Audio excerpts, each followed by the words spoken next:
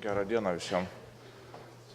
Kaip vienas dėstytojas juokavo, sako, jūs ką visus iš darbo atleido, kad jūs čia visi susirinkot. Bet iš tikrųjų tai akivaizdu, kad problematika yra visiems labai svarbi ir džiaugiuosi, kad yra tiek daug žmonių, kuriem ta problematika yra svarbi. Prieš pradėdamas kalbėti apskritai savo tema, truputėlį papasakosiu apie Swedbanką ir ką aš ten veikiu. Swedbank grupė yra organizacija, kuri dirba 4 šalyse, daugiausia Švedijoje, Lietuvoje, Latvijoje, Estijoje. Mes turim kažkur apie 7 milijonus interneto banko klientų, apie 15 000 darbuotojų. Tai tokia banko mastu gan vidutinis bankas, bet vis tiek mes turim daug įvairių iššūkių ir problemų. Ir kalbant apie iššūkius ir problemas, vienas dalykas, kas kartais labai svarbu suprasti, kad mes ne visas problemas žinom ir suprantam. Ir kai kas vadina tai juodosiom gulbėm, kai kas vadina tai ežiukais rūke, bet iš tikrųjų kartais būna tokių situacijų, kad esi tarytum ežiukas rūke ir ten visokios baisios pelėdos aplinkui vaikšto ir bando tave užpulti. Galbūt ne visada taip yra, galbūt kartais tai yra mūsų įsivaizdavimo vaisius, galbūt kartais tai yra tikrai rimtos grėsmės. Tai, ta prasme, akivaizdu, kad tų problemų yra ir su jom kažkokiu būdu reikia kovoti.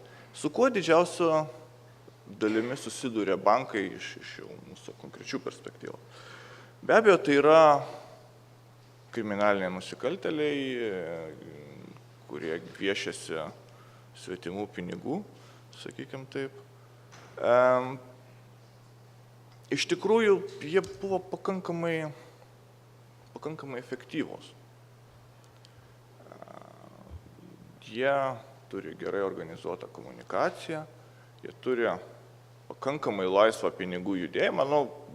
Be abejo, pinigų plovimo prevencijos visi mechanizmai veikia, bet jie galbūt nėra tokie efektyvūs, kaip visiems norėtųsi. Jie naudoja tai, ką aš vadinu paprastas naudoti sudėtingas technologijas. Tai yra iš principo tam pačiam atakuotojui yra labai paprasta, paspaudė keletą mygtukų ir viskas veikia.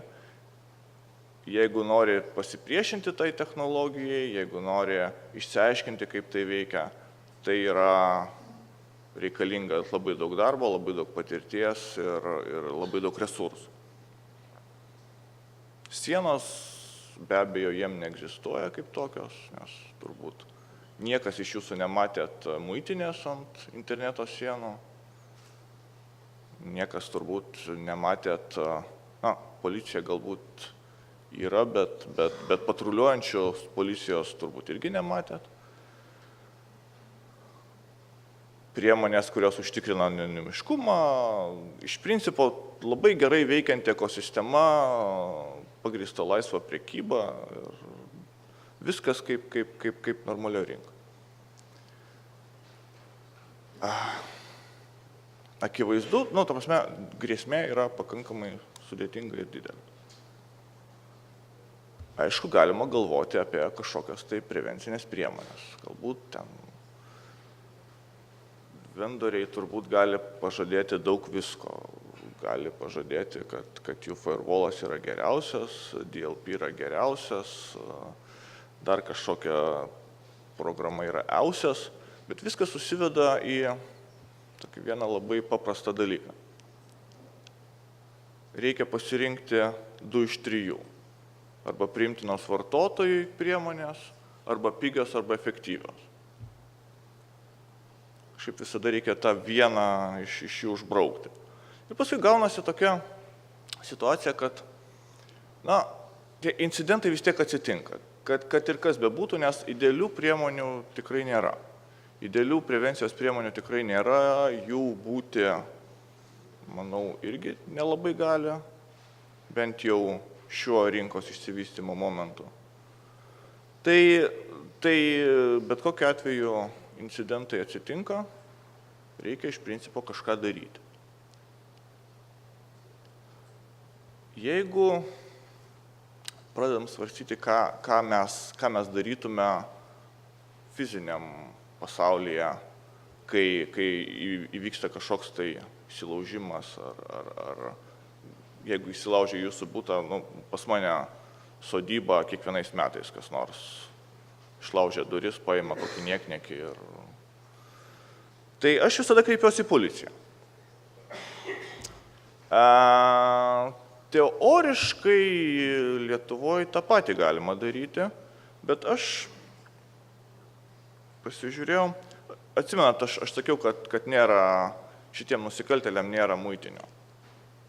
Tuo tarpu, kalbant apie valstybės kaip tokias, sienos labai aiškiai egzistuoja.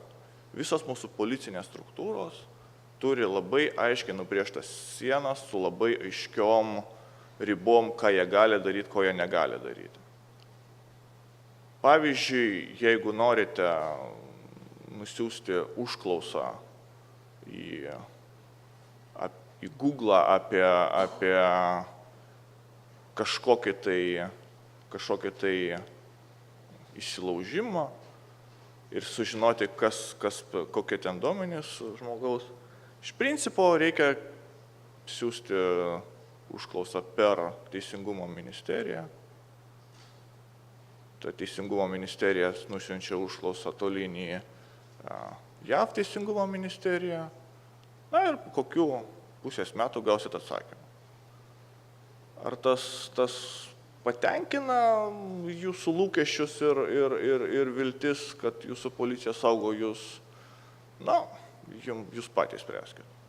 Aš tiesiog pasižiūrėjau, kai kurios kompanijos publikuoja skaidrumo ataskaitas.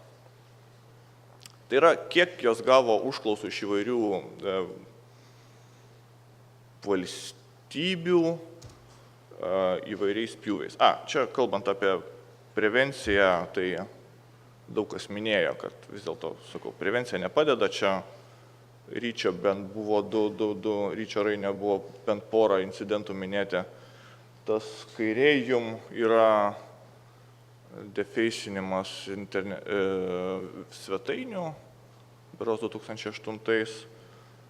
Tas dešiniai vyras su šalmu, tai yra bronzinis kareivis, kurį estai perkelė kažkada tai iš vienos vietos į kitą ir ten buvo tokios riaušės internete, sakykim taip. Tai va, policija, kaip sakiau, turi sienas. Pažiūrėkime, kaip efektyviai veikia tas sienas. Aš kai ieškau Lietuvos, tai pirmiausia susirandu raidę L ir nematau aš čia L raidės apskritai. Užklausos iš įvairių šalių primenu. Gerai, čia mažas šriftas, čia yra tarp kitko Google ataskaita. Google ataskaita už 13 metus. 12 metus. Microsoftas gal šiek tiek geriau būtų, ar ne? L raidę jau radau. Liuksemburgas. Vėlgi, nei vienos užklausos, nei gautos, nei patenkintos iš Lietuvos. Ką tas reiškia? Tas reiškia labai efektyvias sienas fiziniam pasaulyje. Kaip minėjau, sienų kriminaliniam pasaulyje nėra. Skype'as, valio, vienas, yra Lietuva. Tai man ką tas sako? Man sako tai, kad iš principo visi saugumo specialistai yra palikti, ne tai, kad likimo valiai, bet jie turėtų patys užtikrinti saugumą, patys rengtis tom atakom, nes niekas kitas iš išorės nepadės. Na, gerai, galbūt yra jūsų interneto tiekėjas, kuris gali kažką padaryti. Tvarko. Bet tai beveik ir viskas. Jeigu jūs norėsit reaguoti greičiau incidentą, bus blogai. Be abejo, tam prieš pastatyti, kažkas yra. Vienas dalykas, ką galima prieš pastatyti tokiom atakom, yra apskritai CERT modelis. CERTas sukurtas iš principo pasitikėjimo tarp žmonių grįstas. Kuo didesnis pasitikėjimas, tuo, kaip parodo praktika, efektyvumas bendradarbiavimo yra geresnis. Kuo geresnis bendradarbiavimas, tuo visi yra labiau pasiruošę įvairiom atakom. Kuo visi geriau pasiruošę atakom, tuo atakos arba mažesnę įtaką turi, arba jų yra mažiau. Tai tas modelis iš principo veikia ir man pasižiūrėjus į šitą auditoriją, tai man atrodo, kad Lietuvoje trūksta vienintelio dalyko. Lietuvoje trūksta bendro priešo, kuriam atsiradus, staiga visi susiburtų į grupę ir spręstų visas problemas. Na, kaip buvo toj pačioje Estijoje 2007 metais. Tas nereiškia, aišku, kad visa mūsų saugumo bendruomenė nebendradarbiauja tarpusavį, bet aš manau, kad to vis tiek trūksta. Ir jeigu mes pradėtume didesnį bendradarbiavimą tarpusavyje, aš nebejoju, kad visi iš to daugiau laimėtų. Egzistuoja įvairūs modeliai bendradarbiavimo. Egzistuoja CERT modelis. CERT modelis galbūt yra šiek tiek per didelis mažom organizacijom. Egzistuoja kritinės infrastruktūros informacijos keitimosi grupės. Ypač tai, kas susijęs su kritinė infrastruktūra. Egzistuoja įvairūs kiti modeliai, kaip pavyzdžiui, Estija turi kibernetinius savanorius, Latvija, iš dalies Lietuva turi šiokias tokias ekspertų grupės. Tai man kažkaip tai, vėlgi, pasižiūrėjęs į šitą salę, tai kad bent 10% žmonių tikrai rimtai dalyvautų, tai man atrodo, to visiškai pakaktų. Ir visiems būtų smarkiai lengviau. Tai kalbant apie bendrą priešą, tai turint bendrą priešą iš tikrųjų labai lengva susivienyti, kol to bendro priešo nėra, galbūt ir motyvacijos labai didelės nėra. Čia žygaičiai protestuoja prieš Chevroną, o likusi Lietuva protestuoja prieš žygaičius. Ir tada iš tikrųjų, jeigu mes turime kažkokią tai struktūrą, kuri gali, nebūtinai tai yra formali, kuri gali gerai bendradarbiauti, mes iš principo tada galim kalbėti apie tai, kad mes galim apsaugoti tai, kas yra svarbu mums. Kas yra man svarbu, tai toksai ramus kaimas. Čia yra, tarp kitko, 79 metų Algimanto Kunčiaus nuotrauka. Kitiem yra svarbu demokratija, kitiem yra svarbu, kad nesikeistų jo gyvenimo būdas. Yra daug įvairių svarbių dalykų ir kiekvienas iš mūsų turbūt leidžiame laiką dirbdami saugumo srityje, leidžiame laiką jį apsaugoti, nebūtinai kartais pagalvojame apie tai. Tai mano palinkėjimas būtų turėti platesnį bendradarbiavimą tarpusavyje ir pagalvoti, o kas yra svarbu jums.